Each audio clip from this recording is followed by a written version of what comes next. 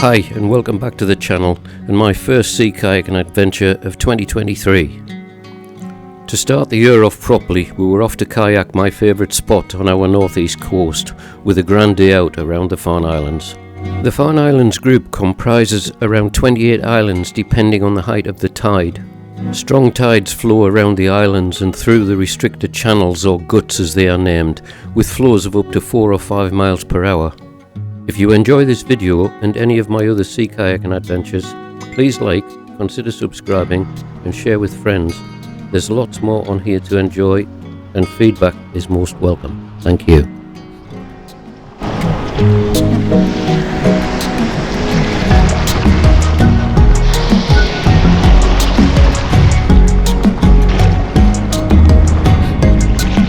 It's worth noting that tidal height and speed of flow around any coastline is dictated by alignment and distance to the Earth in relation to the Sun and, more importantly, the Moon. Their gravitational pull works on the sea and produces a bulge. As the Earth rotates, this bulge of water covers and uncovers parts of the coastline, and every 2 weeks we get a very high and a very low tide, known as a spring tide. Yesterday, the new moon was at its closest to Earth for 993 years, so we will be experiencing some of the fastest tidal races around the islands. The strong spring tide had started early and opposing the wind from the south, steepening the waves on the race in Inner Farne Sound. We made our way south round Inner Farne. This would allow us to check out the conditions as there was still evidence of residual swell from the southeast.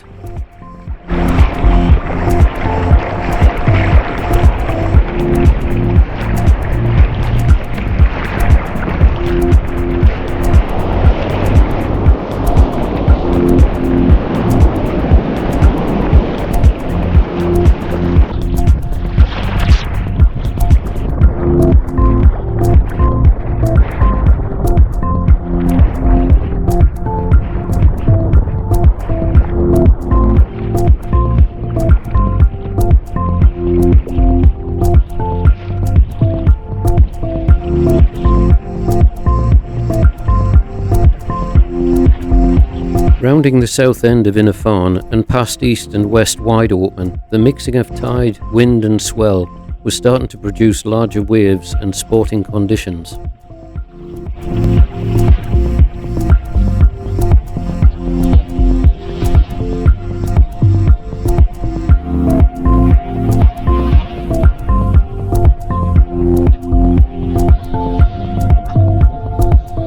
Further round towards Cars, it was prudent to keep a sharp eye out, as the tops were starting to break off the odd ones.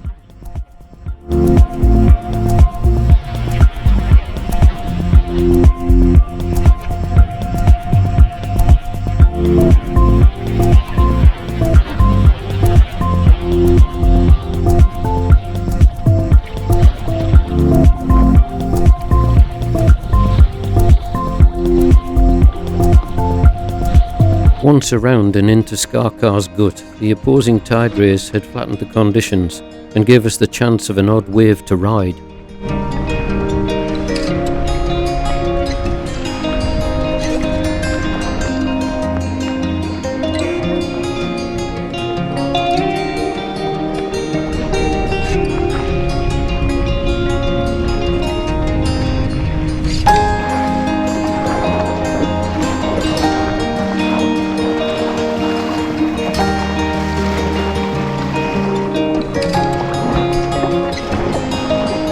Looking across to the breaking seas and overfalls forming in the south end of Staple Sound, we agreed the tidal race needed to be crossed at the north side to prevent the chance of being pulled in on the strengthening tidal race and subsequent overfalls.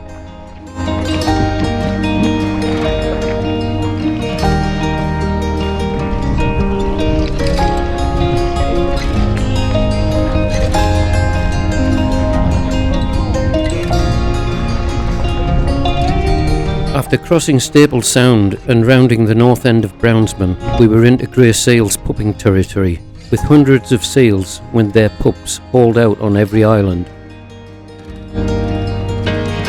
As we moved between the islands, we made every effort to avoid any disturbance, as pups are very vulnerable at this time of year. Picked a good day for it, Sarah. It was quite heartwarming to see how well they were doing and the increase in size of the colony this year, after such a poor year last year. After passing through the narrow gap between Rodham Green and South Walmsley's, it was then into Piper's Gut and its strong tide race being squeezed between North Walmsley's and the Big Harker.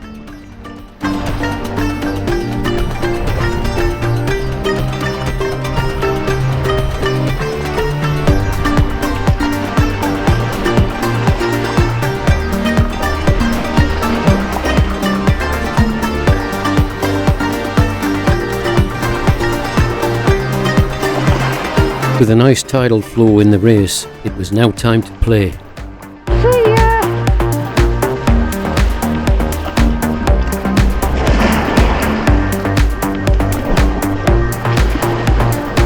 Ha! Whoa, steady on there, Tim.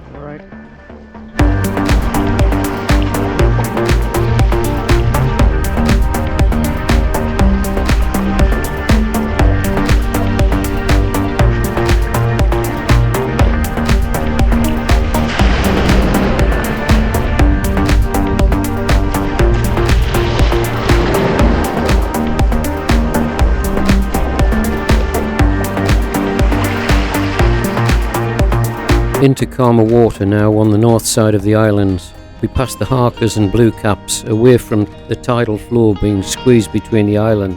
On to Longston, across the northern end of Crawford's Gut Race. The effects of its tidal race and overfalls could be seen to the south. Out to Knightston. It's going to be lively. That's what I'm thinking. I don't think it's a good idea having everybody out there. No. We can't get in where we normally do. Our normal sheltered lunch spot was taken by young seals, so we had to settle for flat rocks away from any groups that were hauled out resting. It was a quick lunch dictated by the rising tide and not wanting to disturb the seals, so we were quickly off again.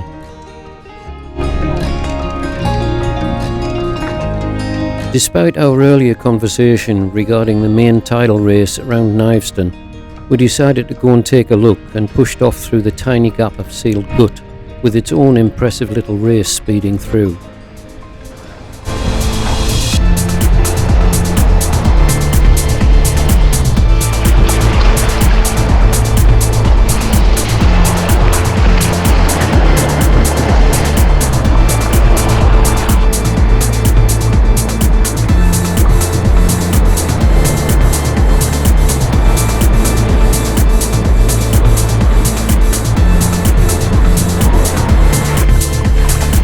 The impressive Kniveston race was coming up towards maximum tidal flow and was producing some fine standing waves, breaking off and rolling into the confused mess of overfalls to the south in the opposing wind.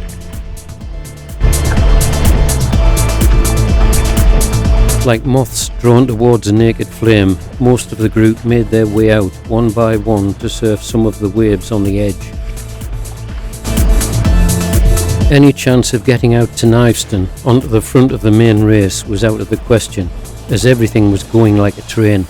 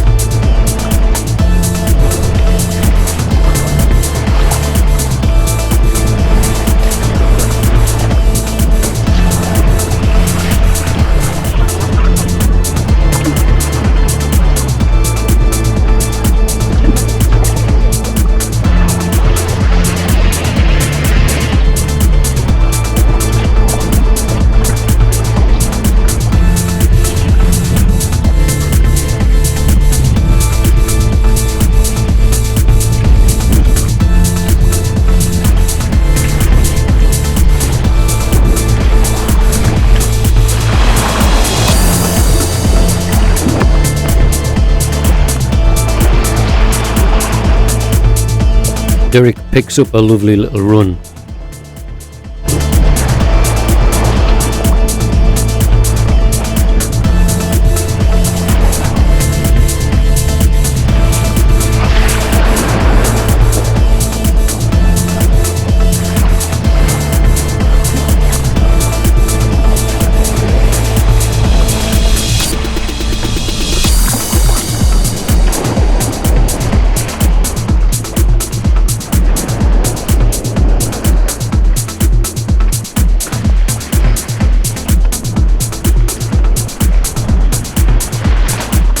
Even the odd seal came to join in and show us all how to do it properly.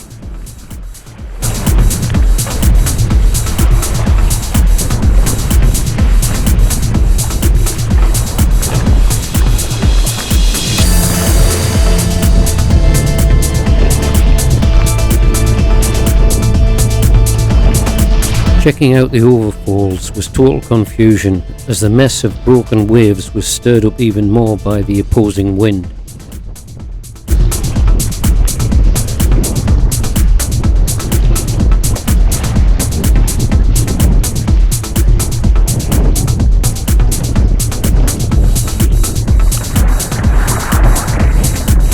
Returning back to Longston, we headed up the east side in calmer water of the eddy towards the northern hares.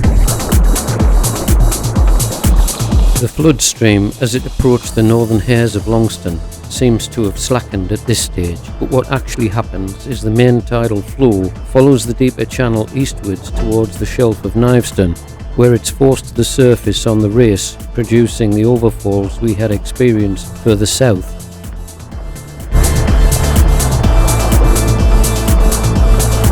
Now it was my turn to practice what the seals were showing us.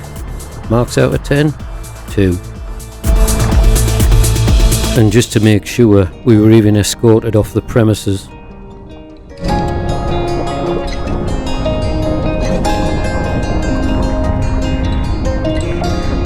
Again, we decided to paddle back on the northern side of the islands to avoid any overfalls and a straight run eastwards to arrive at the north end of Inner Farne and take the bus service home south, still on the flood tide.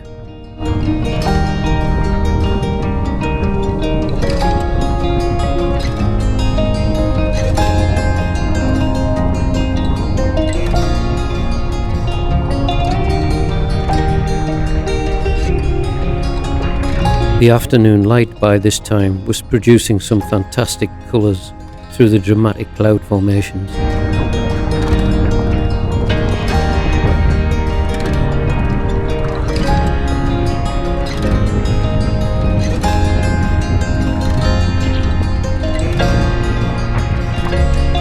And still that strong flood tide was showing its effects, producing a few waves against the wind.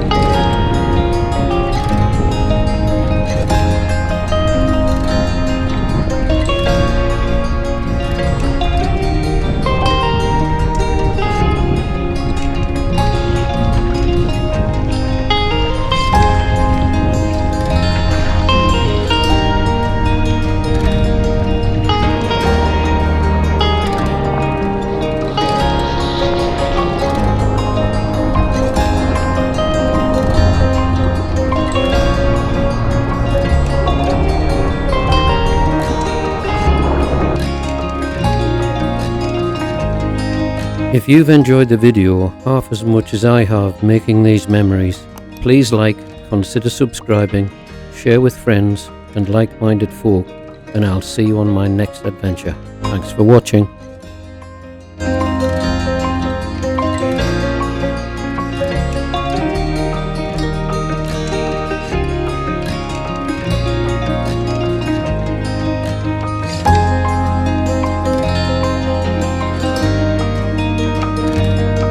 Back to the coast at St Aidan's Dunes after an absolutely grand day out around the Farne Islands, and a fabulous way to start a new year of sea kayaking adventures.